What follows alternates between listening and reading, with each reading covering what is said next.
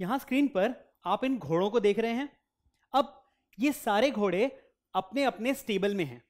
अब जब अपने स्टेबल में हैं तो क्या ये फ्रीली मूव कर सकते हैं? नहीं, ये बाउंड हैं, एक जगह पर फिक्स्ड हैं, ये अपने स्टेबल में ही रहेंगे, ये बाहर नहीं निकल सकते। अब इन्हीं घोड़ों को अगर हम खुले में छोड़ दें तो क्या ये अपनी जगह पे फिक्स्ड रहेंगे? नहीं, फिर ये दौड़ेंगे और पूरा एरिया कवर करने की कोशिश करेंगे। अब जो इलेक्ट्रॉन्स होते हैं वो इन घोड़ों की तरह ही होते हैं। इसके लिए हम एक और एग्जांपल देखेंगे। अब ये एक एटम का स्ट्रक्चर है। अब इस एटम में बीच में प्रोटॉन्स हैं जो न्यूक्लियस के अंदर होते हैं और हमारे पास इलेक्ट्रॉन्स हैं जो चारों तरफ हैं। अब अगर हम कंपैरिजन करें तो इलेक्ट्रॉन्स बच्चों की तरह होते हैं और न्यूक्लियस जो होता है एटम का वो एक पेरेंट की तरह होता है। जैसे कि आप सब बच्चे हैं और आपके पेरेंट्स हैं जो कंट्रोल करते हैं कि आप कहां जाएंगे, कहां आप नहीं जा सकते। उसी तरीके से न्यूक्लियस कंट्रोल करता है इलेक्ट्रॉन्स का मूवमेंट। तो अब हम जानते हैं कि अगर पेरेंट्स स्ट्रिक्ट हैं तो क्या होता है। अगर पेरेंट्स स्ट्रिक्ट हैं तो वो अपने बच्चों को ज्यादा दूर नहीं जाने देते या इधर उधर नहीं जाने देते, कंट्रोल में रखते हैं। उसी तरीके से कुछ मटेरियल्स जिन्हें हम इंसुलेटर्स कहते हैं, उनके अंदर में जो एटम्स होते हैं उनके न्यूक्लियस इलेक्ट्रॉन्स का मूवमेंट कंट्रोल करते हैं, यानी वो उन्हें ज्यादा दूर मूव नहीं करने देते।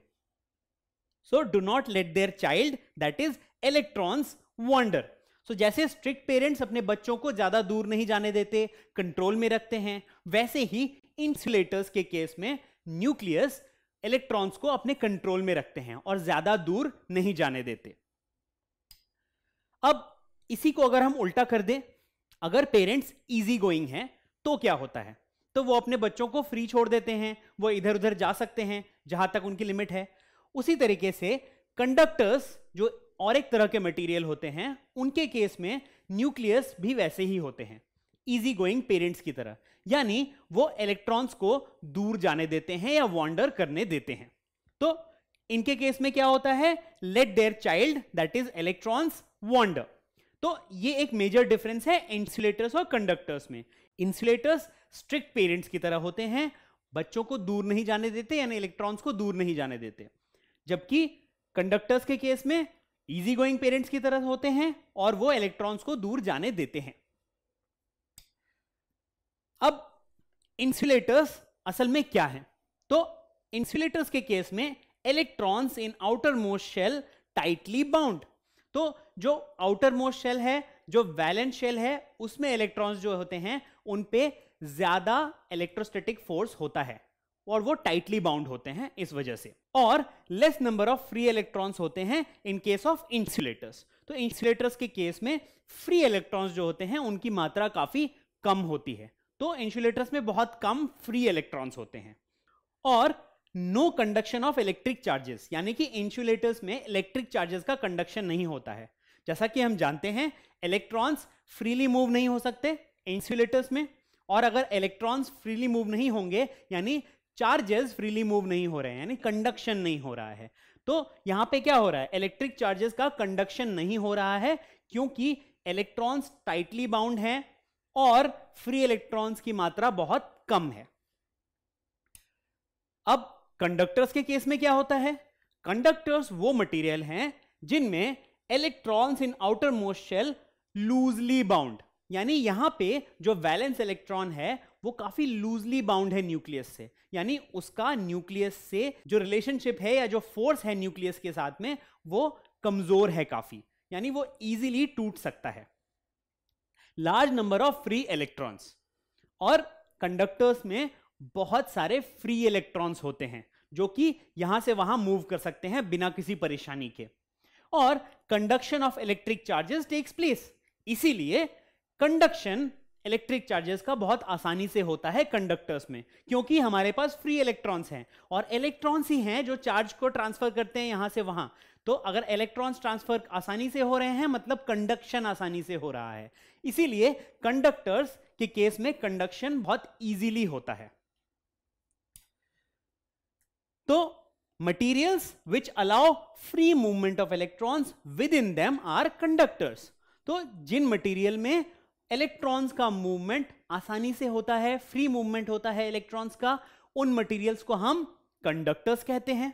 और materials which restrict movement of electrons within them are insulators. तो जिन मटेरियल्स में इलेक्ट्रॉन्स का मूवमेंट रेस्ट्रिक्टेड है, काफी रोक है मूवमेंट्स में, वैसे मटेरियल्स को हम इंसुलेटर्स कहते हैं. तो इंसुलेटर्स और कंडक्टर्स का डिफरेंस यही है कि कंडक्टर्स में इलेक्ट्रॉन्स का मूवमेंट फ्री है, इजीली इलेक्ट्रॉन्स मूव हो सकते हैं, जबकि इंसुलेटर्स में इलेक्ट्रॉन्स के मूवमेंट पर काफी रोक लगी हुई है. तो कुछ कॉमन कंडक्टर्स क्या हैं जो हम अपने चारों तरफ देखते हैं? आयरन एक बहुत अच्छा कंडक्टर है, कॉपर एक बहुत अच्छा कंडक्टर है, एल्यूमिनियम भी एक बहुत अच्छा कंडक्टर है. इसीलिए हम हमेशा देखते भी हैं कि जो वायर्स होते हैं हमारे घरों में वो कॉपर के बने होते हैं, क्योंकि कॉपर बहुत अच्छा कंडक्टर है, उसमें फ्लो इजीली होता है चार्जेस का. वैसे ही एल्यूमिनियम और आयरन में भी चार्जेस बहुत फ्रीली फ्लो करते हैं, क्योंकि बहुत सारा फ्री इलेक्ट्रॉन्स होता है इनमें, इसीलिए ये कंडक्टर्स कहलाते हैं. अब आ जाते हैं इंसुलेटर्स में. इंसुलेटर्स क्या हैं? वूल, रबर, वुड, ये सारे इंसुलेटर्स कहलाते हैं. हम इन्हें इंसुलेटर्स क्यों कहते हैं?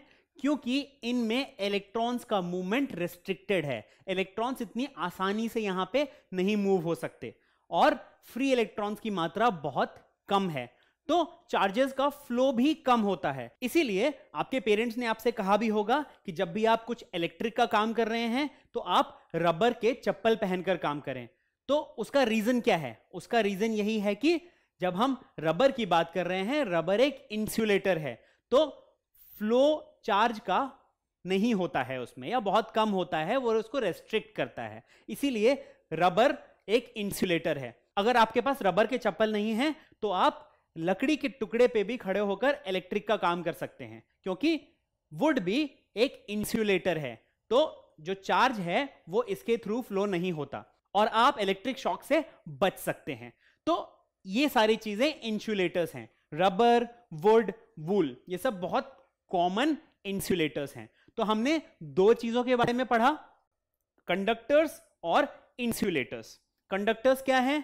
मटेरियल्स जैसे कि आयरन, एल्यूमिनियम, कॉपर, ये सारे कंडक्टर्स हैं क्योंकि इनमें बहुत सारा फ्री इलेक्ट्रॉन्स होता है और इलेक्ट्रॉन्स की मूवमेंट बहुत ही फ्री है, कोई रेस्ट्रिक्शन नहीं है. जबकि इंसुलेटर्स की बात करते हैं तो वुल, रबर और वुड हैं, इनके अंदर इलेक्ट्रॉन्स की मूवमेंट रेस्ट्रिक्टेड है, बहुत मुश्किल से इलेक्ट्रॉन्स मूव हो पाते हैं और फ्री इलेक्ट्रॉन्स की मात्रा बहुत कम है. तो ये दो टाइप के मटेरियल हैं, insulators and conductors. Don't forget to subscribe to our channel. You can also register for free at deltastep.com to get all learning resources as per ICSE, CBSE, IB, Cambridge or any other curriculum. Over 5,000 amazing lectures across maths, science, English and social science. Our unique interactive video technology keeps you engaged, and our iDictionary feature allows you to quickly revise any concept. Master each topic at your own pace with our adaptive practice technology and 1 million plus questions.